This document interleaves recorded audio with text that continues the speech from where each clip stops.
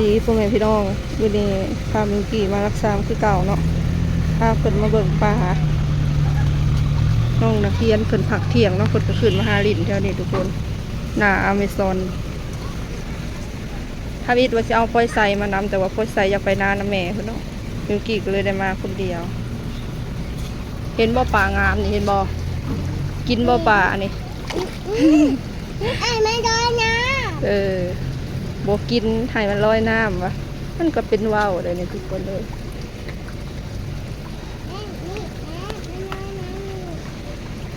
กินบ่สิจับปีงให้กิน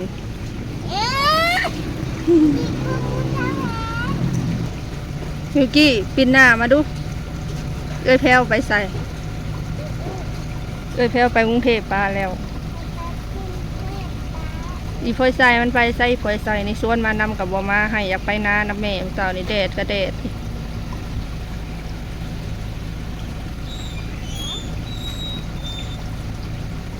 กินบ่ปิ้งปลาให้มันลอยน้ำบ่กินนะแดดอะไรพวกนี้พี่น้องมาเลยนะข่อยก็ออกมาจนเที่ยงเลยเนาะคิ้วเข่าจึงออกมาแต่เศร้าผูกกระแดดนะชิวเอาเลยก็ได้เลยแพลวเพิ่นก็ฮอดกรุงเทพประมาณตี 4นะเพิ่นว่า4 โมงเช้าไปแต่ตอน11 โมงเมื่อวานเนี่ยเนาะแดดอะไรทุกคนในเบิ่งในท้องฟ้านี่แดดแจ่มใสเลยเนาะอยู่หน้าปตท.ปั๊มน้ำมันปตท.อยู่หน้าอเมซอนนะสิมีปูมีปลาจังซี่แหละเพิ่นก็เบิ่งป้าไปเข้าจิฟฟี่ปะเพราะอะไรเบิ่งปลาสิเบิ่งได้ก็เรียกกระโดดแท้ฮะไปเข้าจิฟฟี่ก่อนไปซื้อขนมก่อนมันแดดไว้ย่างไว้ย่างไปพูมันแห้งแดดนี่นะโอ้แดดอะไรนี่รู้สึกเจ็บคออยู่คนก็ได้หากระเซาเป็นวัดเป็นไข่โบกีมือโบกีทิศกลับมาเจ็บคออยู่ติดน้ำเด็กน้อยอันนี้ติดน้ำเด็กน้อยอันนี้เอาเด็กน้อยอันนี้2 มืออยู่ใกล้ซิดเขาก็เลยติดน้ำเขาอีกแล้วไปย่างไว้มันแดดนี่เลยทิ้งห่อนยังเป็นวัดอยู่เลยนะ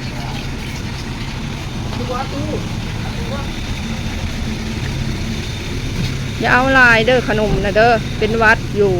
หากระเซาน้อยหนึ่งกินขนมกินน้ำก้อนกินน้ำอัดลมมือนะเป็นอีกคอยก็ติดน้ำเพลินอีกไป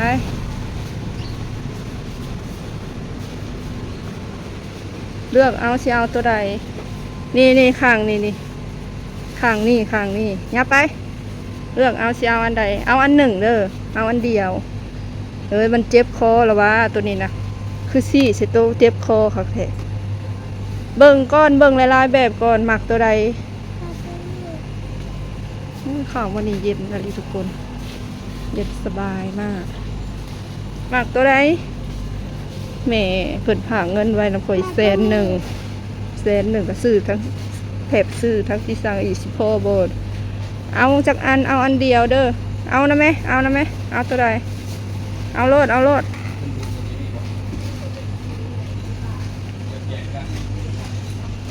พ่อบอกเอาอันเดียวใช้ช็อกโกแลตใช่ว่าอยากได้ช็อกโกแลตใช้ขนมช็อกโกแลตเด้มันโมเป็นช็อกโกแลตอันนี้นะเอา2 อันไปมาพี่ไปนี่มาเบิ่งแผบให้ซัพพอร์ตก็ซื้อซัพแผบซื้อแผบไปซัพพอร์ตก่อนอันนี้ก็ว่าพี่ว่าถือเนาะทุกใส่หิวข้าวแห้งยังไม่ได้กินข้าวตอนนี้นะแบบก็จะเอาแบบใดเนาะมีแต่ทงน้อย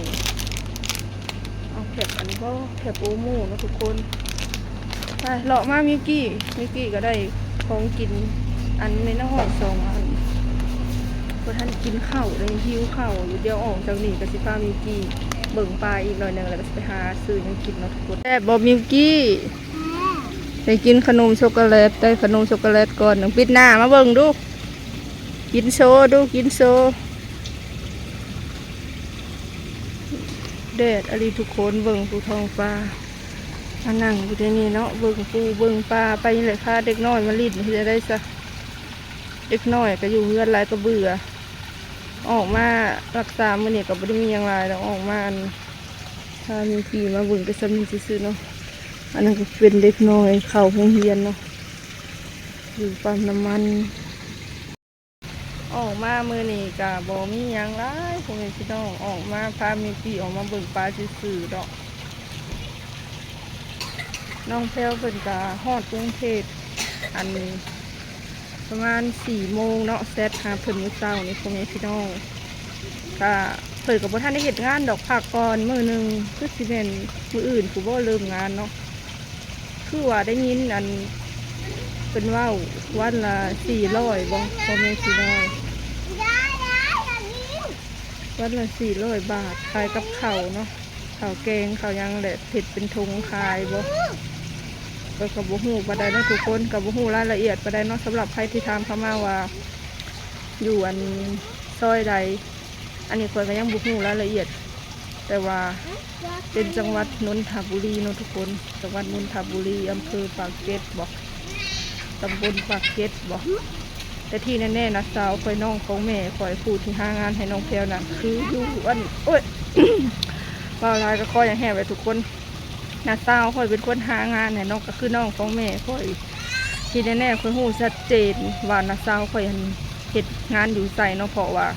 แต่4-5 ปีก่อนนะข้อยก็เคยไปเฮ็ดน้ำลาวเนาะแต่ว่าเราเขาไม่ได้มาบ้านเลยได้น้าสาวของข้อยเราไม่ได้มาบ้านเราอยู่กับพัวเราหาโดน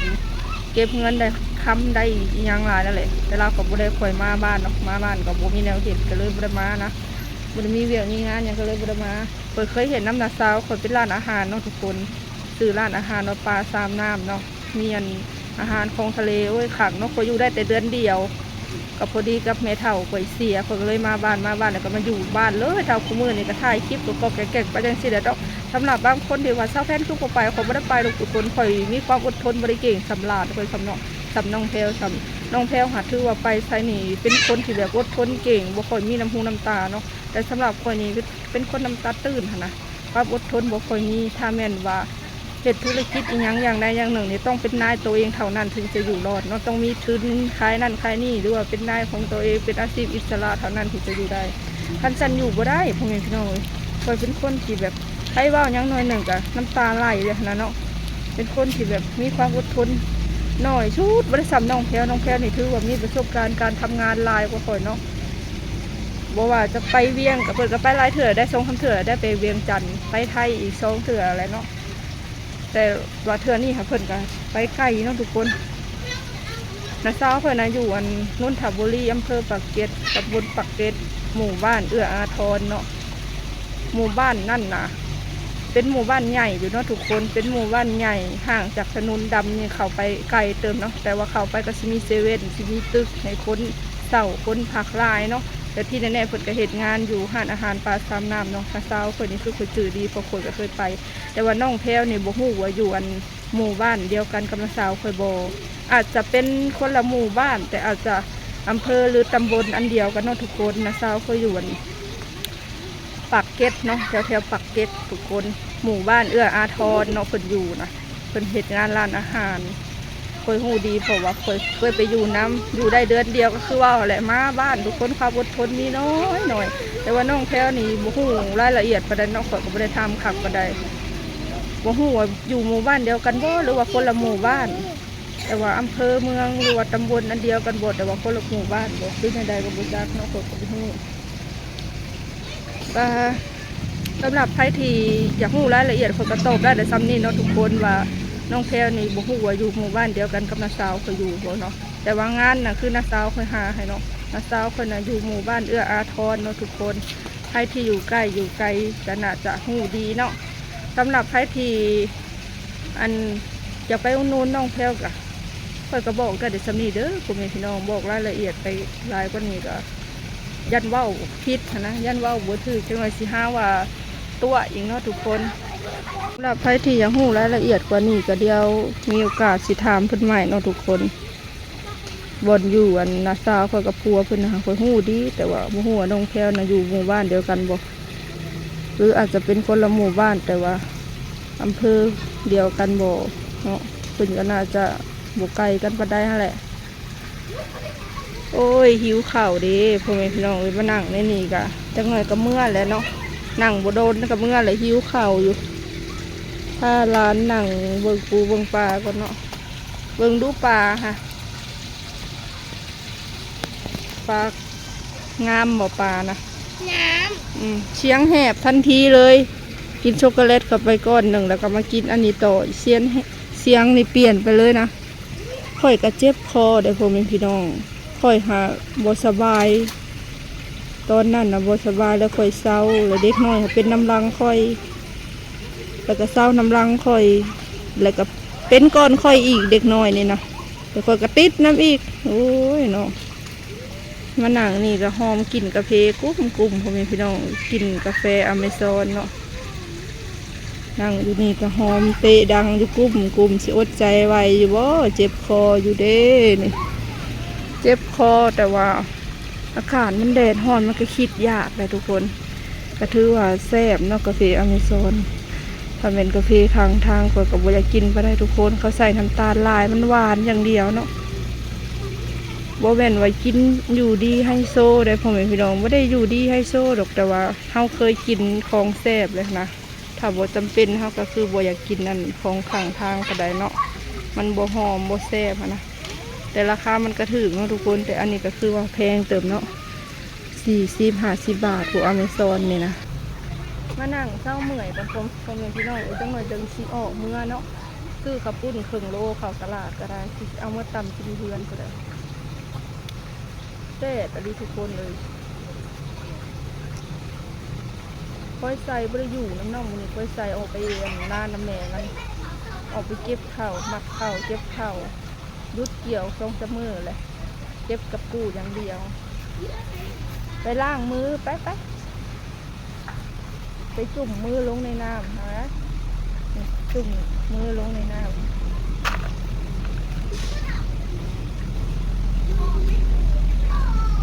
เหยียบก้อนหินฮะกี้เหยียบหินค่ะ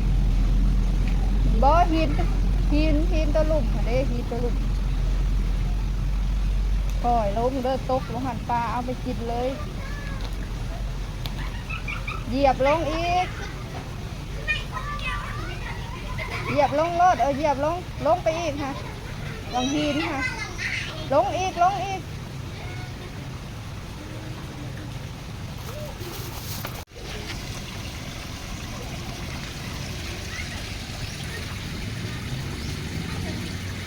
น้ำนี่คือสีเย็นค่ะเนาะ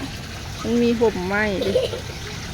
เสียงเปลี่ยนทันทีเลยเห็นบอกคอยหาเจ็บคอเดี๋ยวเจ็บคอหน่อยหนึ่งคอยก็กินยาหลัดมาเลยได้คนนะผมเห็นว่ากินหลัดปุ๊บแล้วมันคือสาวปั๊บมันก็ยังมีอาการนั่นตันดังเป็นวัดน้ำมูกไหลเจ็บคอคือเก่าแต่ก็ดีกว่าเขาบอกกินหลัดว่านะถ้าเป็นเขาปล่อยป้ามันเป็นไปตาม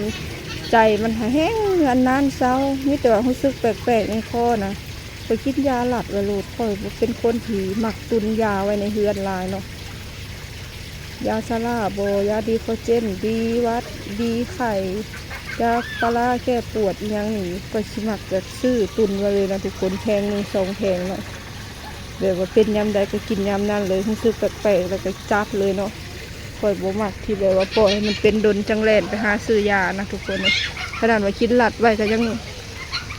บ่อันดีเลยเนาะบ่ได้ดีง่ายปานนั้นนะนี่เนาะทุกคนมาหาหนังดิบเนี่ยมองว่างเนาะกินงอข้ามเมื่ออีกแดดเนาะทุกคนสำหรับใครที่ถามรายละเอียดอันเรื่องน้องแพลวอยู่ไซนินจาคอยกระตอบได้แต่ซ้ำนี่เด้อพ่อแม่พี่น้องท่านอยากรู้วันนี้ก็เดี๋ยวมีโอกาสคุยกับเพิ่นจังสิถามรายละเอียดเป็นหลายๆเนาะแต่ที่แน่ๆคอยหู้บ่ละเศร้าเขาอยู่เนาะทุกคนเพราะว่าคอยเคยไปอยู่น้ำเดือนหนึ่งแล้วคอยอยู่บ่ได้อยู่ใช้กับอยู่บ่ค่อยได้นะเพราะว่าเป็นคนบ่มีความอดทนคือว่าเลยเนาะก็เลยอยู่บ่ค่อยได้ใครอยู่ใกล้ก็ลองไปแวะเวียนหาเบิ่งนะทุกคนยูกี้เอารถไถมาค่ะจะรถใครไปเก็บเอาในหันไผนี่มักจะได้เหลืองรถเนี่ยแต่ขโมยรถไผน่ะจักรถไผปลาในตัว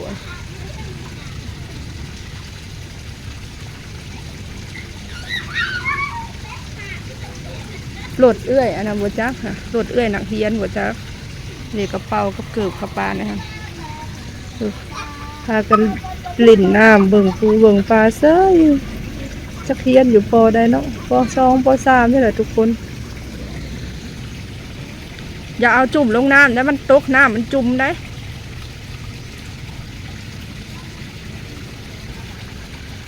โหลดเอื้อยด้วยนะมิวกี้นี่ลิ้นได้นี่โมเมนต์รถชุมโตบ่คิดว่ารถชุมโตรถลูกคนอื่นจ้ะรถคนอื่นพ่อแม่เขาพามาซื้อกาแฟแล้วเขาป้าอยู่นี่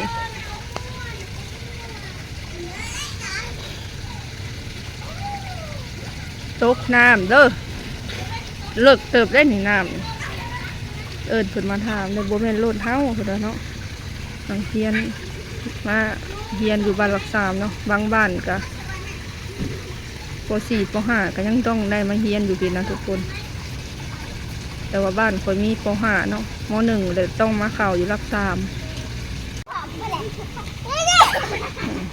จังเอารถไปมาลินน้องๆไปโรงเรียนแล้วเนาะทุกคนเพื่อก็สิได้เมื่อก่อนเด้อบัดนี้สำหรับคลิปนี้ขอจบเอาไว้สำหรับก่อนเด้อพ่อแม่พี่น้องคลิปหน้าพบกันใหม่ขอตัวลาไปก่อนฝากกดไลค์กดแชร์ฝากกดติดตามฝากโฆษณานำเด้อบ๊ายบายมิวกี้บ๊ายบายบ๊ายบายกล้องพี่ปิดหน้ามาพี่กี้ปิดหน้ามาพี่บ๊ายบายบ๊ายบายสบายดี